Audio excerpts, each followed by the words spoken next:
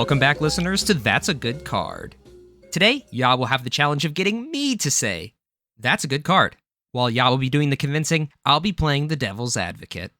If you're interested in more Taxi content, check out our Patreon in the link down below. Also, now's a good time to remind you to hit that subscribe button if you're listening to us on YouTube. And please leave a comment below with your thoughts on today's topic, as well as a suggestion for our next card. All right, Ya, let's get started. What have you brought to us today? The card I have for us today is Scheming Fence. Scheming Fence costs a white pip and a blue pip. It's a creature, human citizen. It reads, as Scheming Fence enters the battlefield, you may choose a non-land permanent. Activated abilities of the chosen permanent can't be activated. Scheming Fence has all activated abilities of the chosen permanent except for loyalty abilities. You may spend mana as though it were mana of any color to activate those abilities. It's a 2/3 power toughness creature. This card didn't come recommended or anything like that. I didn't go completely rogue here. This card recently made a top 6 of a 148-person tournament just over this last weekend in a, are you ready for this? A Thrasios Livio list. What does Livio do? Whoa. I had to look it up too. It's a 2-cost white commander with partner, legendary creature, human knight. It has a activated ability of 1 generic and a white pip to choose another target creature.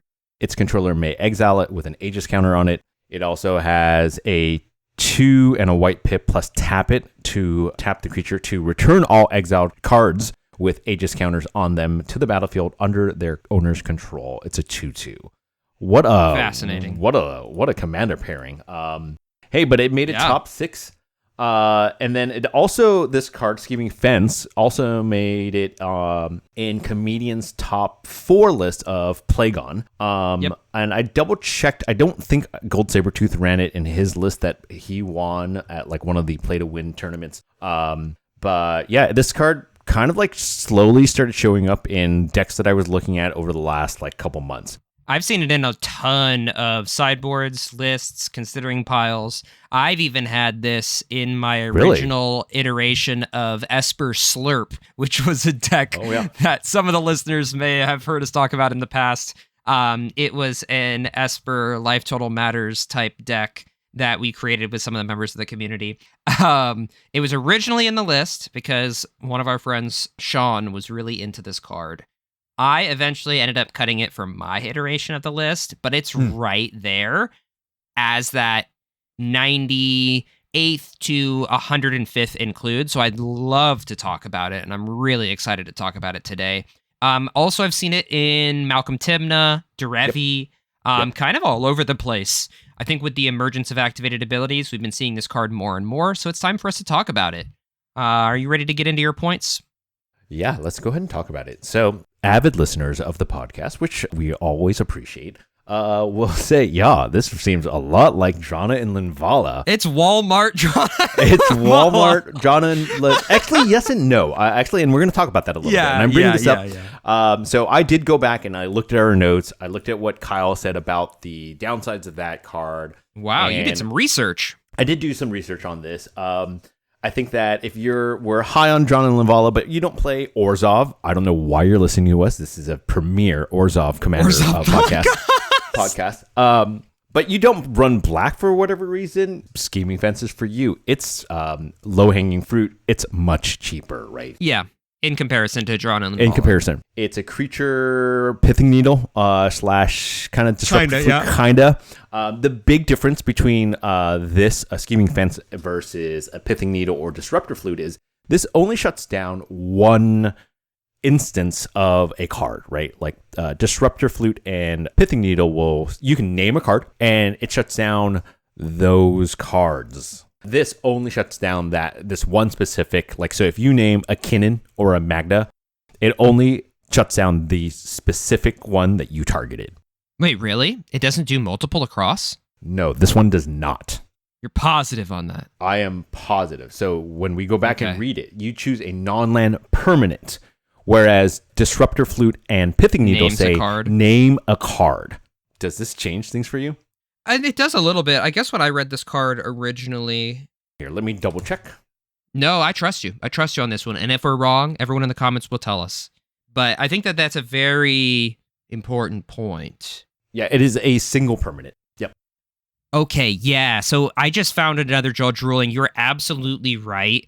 It doesn't affect multiple instances of one thing. So if you point out a soul ring, since it has the permanent, like the Ohio State, you're just selecting that one permanent. It doesn't go across all soul rings that were to exist. It's just that one that you choose that's affected by it. So I'm glad we got that clarity in right at the beginning. Let's get on to your second point. I really like the first point being, it's kind of like a knockoff Drana and Linvala, but it's not actually Drana and Linvala? Question mark. But what's your second point? This is a good disruptive piece for sure, a good stacks piece that also really helps accelerate your game plan much earlier, right? This is going to be much easier. Again, some real low-hanging fruit, but it's a lot easier to get this down turn, potentially even turn one to shut off like a Kinnon's game plan or a Magda game plan, and still kind of help accelerate your game plan a little bit. Like I know we talked about how like it's kind of a reactive piece, right? And like it definitely is that. It's definitely a reactive piece. But there's a world where even a soul ring might feel really good, right? To be able to hit. And I think that this leads me into my third point is the big difference between Drana and Linvala and this card is that this does allow you to hit any non-land permanent, right? Yeah. So you can, in theory, hit a Planeswalker like a Jeska or a Tavesh, which we're seeing a little bit more of. It won't get those abilities, but it does shut down. I think there's an explicit judge ruling, right, that says that it can't do any loyalty abilities. Yeah. It says it on the card. Yeah. Oh, it says it on the card. You're absolutely right. Cool. Yeah, the first thing that came to mind for me was just naming One Ring. Just being able to, draw cards. Like Scheming Fence is now the One Ring. Right. Yeah. That seems pretty good. It is. That was pretty my good. first thought process was, you can just pick something that has an awesome activated ability like the One Ring. That was my first thought. But I do like the rock abilities as well. Since you brought it up, some of you may be thinking, whoa, wait, if I name the One Ring, do I get protection? No. Because Scheming Fence specifically also says that you only get activated abilities, right? So it's not going to get the inherent ability of being cast and giving protection, right? And so the only thing you're getting if you name the One Ring is that one person's One Ring gets shut down. They can't tap it, and you get to tap your Scheming Fence as the One Ring, quote unquote, to put a burden counter. And then, wait a second, I don't think you will lose life. Oh yeah, on the upkeep you won't. On the upkeep, you don't. No, you 100% don't lose upkeep. It's the right? same. You put you won't lose life because that's a triggered ability on the upkeep. The interesting thing as well, what I was thinking about for rocks specifically, is like Grim Monolith or Mana Vault. Those have those static abilities of untapping, but Scheming Fence can still tap and untap because it's a creature. So it only has that activated ability of Grim Monolith or Mana Vault where you're tapping for 3. Yeah, you won't take damage from One Ring either because that's not part of the activated ability of One Ring. That's actually that just blew my mind. Relevant. Didn't even think about that. Super that's relevant. really relevant. I think that's kind of a really major upside here. That the fact that this does let you hit permanents that generally have a downside. Yeah, right. The One Ring is hot. Yeah, it is super hot. Oh yeah. So do you want the One Ring without the downside? Yeah, the crazy thing about One Ring too is that like you can't get rid of your own One Ring to stop that happening because it's indestructible. So it's really difficult to even get rid of it because it's still going to have the indestructible text.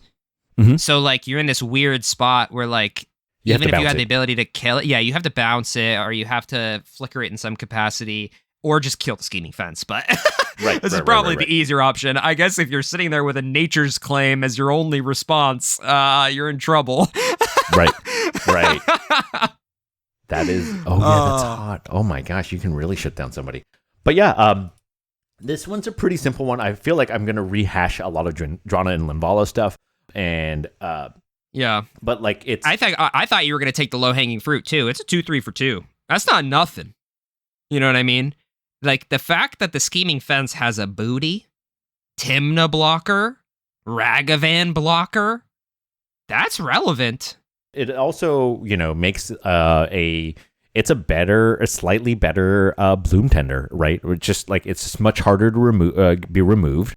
I don't know if I would call it a slightly better bloom tender, but I mean, I get what you're trying to say. Yeah. It's stickier for sure. It's stickier. That's what I mean. Yes. It doesn't have the problem that bloom tender has, which is catching strays from random ass OBM shots here and there.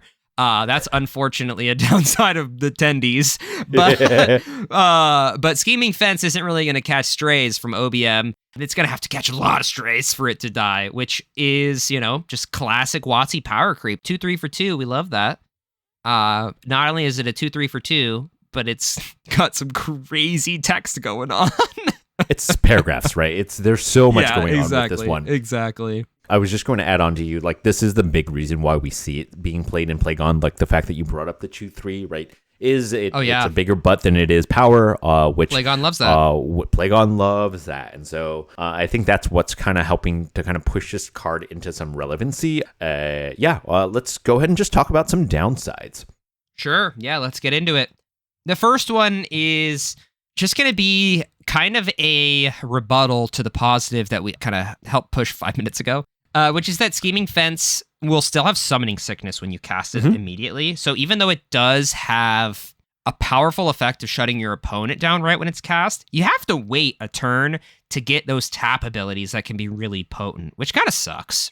Generally, when we're playing cards in CEDH, we want to see an effect now. We want to see some sort of, be able to take advantage of this tempo play, or take advantage of a play with tempo so that you are gaining an advantage, not just putting one person behind. Because if you put one person behind, that's great and all, but this is a 4-player format. If putting that one person behind doesn't also put you ahead, you're in a weird spot where now you have two other opponents who haven't been affected by it. And this is kind of a two-part point now I'm kind of getting into. But the fact of the matter is, you are not gaining any advantage immediately when it's cast, beyond putting one person behind. That's it. Though that can be potent to make sure that you don't lose the game right away, you're not putting yourself in the driver's seat with this card until you have to let that thing survive for a whole round before you can get the full value out of it.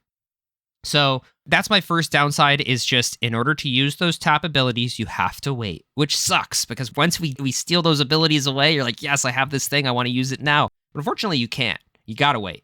Only if it's a tap ability, right? Unless it's like a Thrasios ability or a Kinnan ability, exactly. You've got access to that right away. Sure. Or a Ranger Captain of Eos crack. Love that. You get that right away. That's super nice. That being said, tap abilities, which are really, really common, you gotta wait. And I don't like waiting. I mean, I think that my only rebuttal to that is that if you're kind of playing a creature plan anyways, any creature that you would play that has a tap ability, you're waiting on that as well, right? And so... Sure. I think your point about the mana rocks, that definitely stands because, yes, it's the same cost as a Grim Monolith, but it's a Grim Monolith that has to wait. Yes, it doesn't have downsides, but the downside is you're waiting. No, that I think is totally legit. Exactly. Yep. Or when you copy the One Ring, use that example, you're like, hell yeah, I shot off somebody's One Ring. But also, you don't get to draw a card yet. Oh, man, not until next turn. My second point is that stacks pieces on a body are, in my experience, a lot easier to remove than stacks pieces on an artifact or an enchantment. Because in CEDH, with the rise of this creature meta, we're seeing hella creature removal and hella board wipes. I saw so many Toxic Deluges at Fishbowl 5. My board could not stay alive, which was very, very annoying.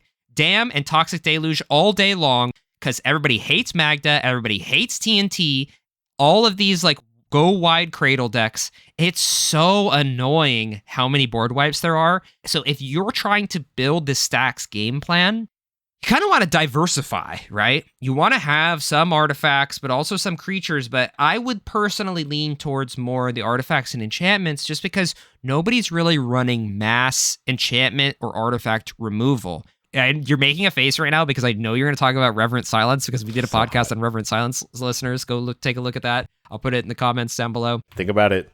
One of the reasons why that's so potent right now is because nobody's running that shit. So My thought process on this, to elaborate more, this card seems like really good tech into Magda. At first glance, you're like, wow, this card's so good into Magda. Now Magda can't activate abilities and win the game. But then you really think about how Magda is built, which is with the idea that they need to kill opposition agent or kill anything that's going to stop them on the board from doing what they need to do. There are so many lightning bolt type effects or just deal damage types of effects, Ghost Fire Slice, Lightning Bolt. They are trying to actively, even a Braid, right? Deal 3 damage to a creature. That's what the deck is built to do, to deal with specifically opposition agent, but also something like this. So it kind of stinks when you're game planning against a certain deck, but that deck is teching back at you already. Like, it's already intrinsically in the build for that deck. It's already set up to deal with your shit. Does that make sense of what I'm trying to say? No, I totally get what you're saying, and I do agree with you, but like my experience at Fishbowl was like really different than yours. Like, I think I saw one board wipe the whole weekend. It was crazy. Like, I was so surprised that my Malcolm, I kept thinking to myself, like, Malcolm needs to be removed. Like, I ran Malcolm Vial. It got removed. That's wild. Like a couple times, but there were no like massive board wipes, right? I was able to like... You didn't even get like overloaded Cyclonic Rifted? That happened to me twice. Only once when the guy won anyways, right? Like, the guy was already winning. Oh, okay. I got you. Like, the guy was already winning like when he did that. So it wasn't like a complete reset of the board. It was like, I'm doing this to get rid of like stacks pieces as well. Yeah. Interesting. The only other thing I would say is that while yes, Magda is built to kind of do that, at least Magda specifically, one of our friends, Sean, played Magda at Fishbowl, and I know he got his Magda Gilded and it stayed gone for a while from what I like. And I think the big downside to a Magda is card advantage is not there. Yes, it does run, and I know mine ran a lot. We might of be getting a little sidetracked on, but no, it's a good point about Scheming Fence. It's just more of like creatures. Like, people are specifically teching against creatures now because the meta is so creature heavy. Like, we're at the point where there's so many freaking Cradle decks that people are running the colorless untap a land. I'll put it on the screen because I forget what I'm talking about. It's literally pay 1 and untap a land. I forget what it's called. I'll put it in the comments below. Oh, that card. I'll put it in the yeah. Oh, yes. Oh, that card. Yes. Yeah. I know what it does. I don't know the name. Anyway, what I'm trying to say is like that is such a potent strategy right now that the tech is more board wipes. The tech is more spot removal. That is where we're moving towards. So, I think it's hard in general. Like, I don't want to make a blanket statement that like Stacks bad, but like Stacks is bad, I think. Stacks is already in such a difficult position that when you're putting it on a creature and everyone's teching against creatures, it becomes more of a fly on the wall. Like, it's just like it's a minor annoyance and not like a back-breaking Stacks piece. So that's my second point. Stacks on a body is a little weaker than we've seen in metas previously. I think if you asked me this question 2.5 years ago in our meta, where nobody played creatures, like there was just like, it was kind of a shock to see a lot of creatures on the board. Yeah, like in that sense, 100% people were running maybe one piece of spot removal. This would be way better, but that's not where we're in right now. We're seeing all of those board wipes mentioned above as well as spot removal. So yeah, that's my second point. My third point, it's a bit of low-hanging fruit, and I've already talked about this, but asymmetrically affecting the board, having effects that certain people get screwed way more than the other two people. For example, specifically targeting the Kenrith player or the Magda player or the Kinnan player. That doesn't stop the other people at the table from killing you and you losing the game. If anything, they're high-fiving you on the way out because you're putting someone behind, but unfortunately, the other two people at the table, you don't have an answer for them. The scheming fence isn't a load-bearing scheming fence. It's not like a curse totem where it's just sitting there affecting everybody and just giving the middle finger to every deck at the table that's trying to activate abilities. Like, that's not happening. So your Magic Christmas Dreamland is literally just screwing over one person and gaining a powerful ability. I love the second part. I'm not in love with the first part. Do you have thoughts on that? Yeah, I totally do. I think the big difference between this and any of those other stacks pieces you mentioned is while it doesn't, and this is where I think you and I are kind of different in this regard. I know I'm very minded this. I don't, how do I put this? I feel like this can help me towards a win. Yes, I'm going to set somebody else behind. And yes, while I may arguably like unlock somebody else or at least like not slow down somebody else, it also is going to potentially help me towards my game plan. It could, yeah. I don't necessarily agree that like shutting down a Kenrith player is like, if I'm in a spot where like that guy needs activations to potentially stop a Kinnan player, that guy is probably also going to be trying to win through his activations anyways. So Kenrith players catching strays. You're like, well, I see what I'm saying. I'm still going to destroy that Kenrith. Destroy if you have a chance to slow down anybody, you do it, and you kind of you keep your foot on their neck a little bit, right? And especially if it can help accelerate you forward a little bit, I'll take that. Yeah. I'll take that. And to help with your rebuttal as well, is being a blue card. Hopefully, you're in a position where when you're shutting one person down by playing this, you have the ability to hold up interaction for the other two people. Like, you still have access to those free counter spells. So maybe you're not super afraid. Like, you can survive a round because you have a Force of Will in hand or you have a Mind Break Trap in hand to potentially survive until you get to that point where you can untap with Scheme, or you can finally tap Scheming Fence because it no longer has Summoning Sickness. And then also, political point, our friend is playing Magda. They try to remove it. You go, hey, look, they're trying to remove Scheming Fence. Like, I need you to help me protect this, right? Because we know that as soon as they get Magda back, or Magda's ability back, like they've already got 4, 3, whatever, like small number of treasures. Like, this is one of those pieces where while and because it's asymmetrical, or not asymmetrical, because it's like specifically targeted, it's a little bit easier to try to like politic your way into going, hey, I do need you to help me protect this because we know what's going to happen. I like that point more. That, like, let's not use Magda as an example. Let's use Thrasios for example. Thrasios, yeah. So so like I like it in the point where you're still getting benefit out of it, but people still want to protect you.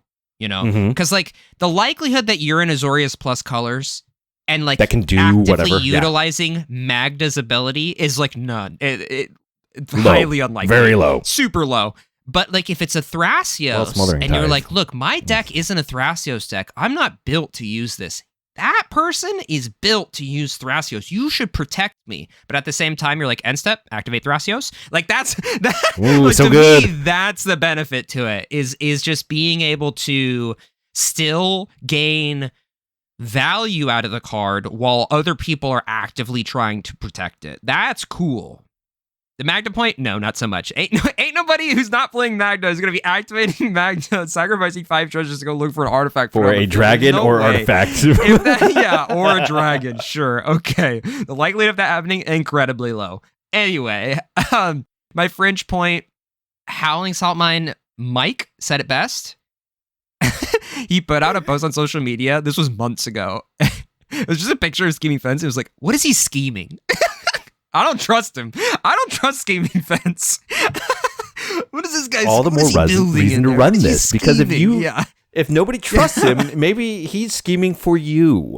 No, I don't trust him. I don't trust the guy. I like anyway, he's shiesty. Anyway, all right, yeah. Dude, it's a good discussion. I like this. That was good. Yeah, it was fun. What point of mine do you think was the biggest downside for Scheming Fence? Can I say your fringe one? Sure. Sucks, I don't trust the guy. We don't trust what he's scheming. Yeah, Azorius sucks. I don't trust this fence. I think like without saying it, it's a little bit of low hanging fruit in the sense like a white and a blue pip, like the colors like might be really difficult to get early on, or like in the early part of the game. And then your point about it shutting down a artifact piece, but you having to wait, right? Like that is a real tempo play. Yeah, it's a real tempo play. I know I should do this, but I don't get anything right now. I want it now. We're CEDH players. We want this good stuff now. But I guess if you're playing Azorius, you're not like a play it now kind of a player anyways. You're kind of like a draw and pass anyhow, right? A draw, pass, enjoyer. I'm just not that type of player The true Azorius normally. experience, draw 50 cards, have half of your deck in your hands, still can't find a win. Feels bad. Yep. I agree there. All right, Kyle. What point of mind do you think supports why this card is potentially good?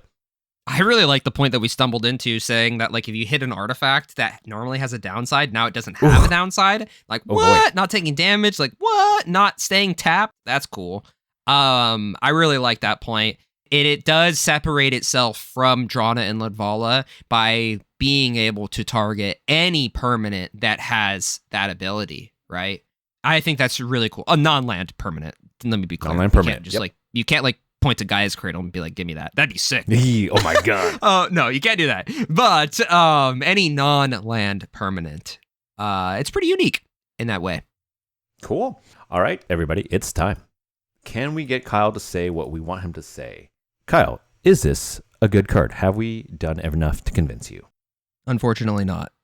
Yeah, and I kind of spoiled it earlier because I was like, oh yeah, it was in my deck and then I cut it. But I just, it's just accumulation of many small downsides for the card that just make it so tough for me to want this. Like I said, had it in the list. It just didn't feel like it was doing enough. I felt like there were so many other things I wanted in the Esper color pie more than this. That's hard. In Esper, I think it's hard. In specifically an Azorius color pie, you don't really have a ton of cards, so a ton of good cards.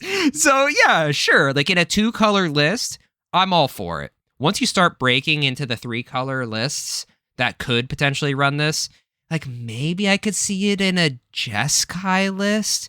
But a lot of Jeskai lists just want to go fast, I'm just thinking of Elsha, but because there's not a lot of other Jeskai commanders in CEDH that we see often. But I'm just not, I'm just not convinced. Unfortunately, it's one of those cards that's like, I see it, I'm like, that's good. And if I see it at the table, I'm like, that's good. But I'm never like, holy shit, Scheming Fence is broken, That's just my thought process. So, yeah, gonna have to say no on this one. Womp, womp, womp.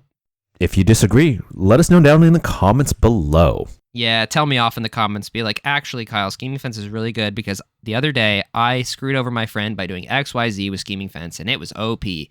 I want to hear that. And I'll reply to you and go, that's a good point.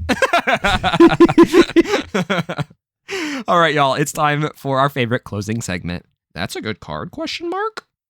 If you haven't played with us before, what we're going to do is Ya is going to provide me the name of an obscure Magic the Gathering card. And it's going to be my job, as well as yours, the listener, to guess everything about this card. Color, type, text, flavor text, art, everything.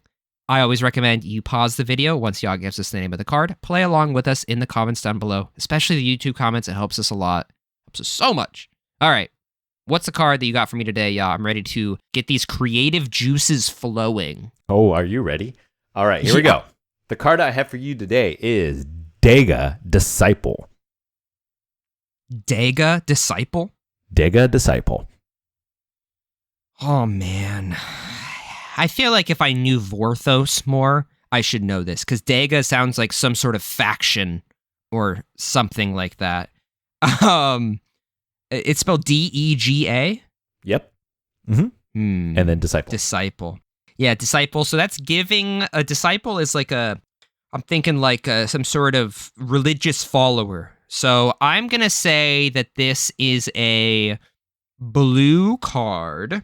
It is like a humanoid with blue flowy robes and a gold staff. And they are, the staff has the symbol of Dega, which is some sort of god that I don't know. It's like, I'm going to guess the symbol's a star. Why not? It's like a big golden magic wand. And it's going to be a 2-cost. It's going to be 1 and a blue for this Dega Disciple. It's a creature type, human disciple. It's gonna be a 1/4. No, it's 2 costs. It's a 1/3. 1/3. It's gonna read, pay a blue and a colorless and a blue, and tap Dega Disciple. Search your library for Dega. Okay. To your hand. Okay. I like that. I didn't see you do. I didn't see that coming. I didn't see that coming. I did not see that coming. So it's gonna name like Dega. I bet you Dega has some. Yeah, it's probably got some extra text like Dega, wondrous. Dude, that's hot. Something. So it's gonna be a tutor for Dega, and the flavor text is gonna read: the disciples of Dega are some of the most stalwart believers in the land. Ooh, I like that. That's really good. Quote, Dega Disciple. Dega Disciple itself, it's talking about... Quote, Dega Disciple's mom, who's gassing him up for being such a stalwart believer. All right, anything else? Oh, no, that's all I got. All right, tell me how bad I did.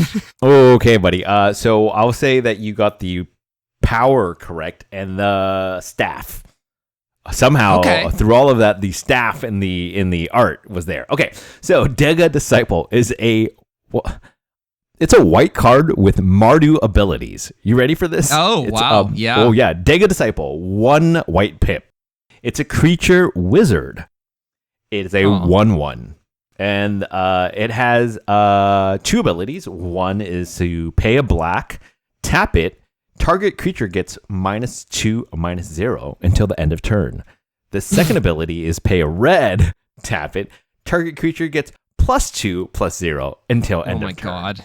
And then the art is like the disciple with this golden whip. It has white hair, white face paint, almost like it's a character from Kiss. I just pulled it up. Right? It has a staff. It has a gold whip. One of the members, yeah. Right. The gold whip is crazy. It's giving Balrog.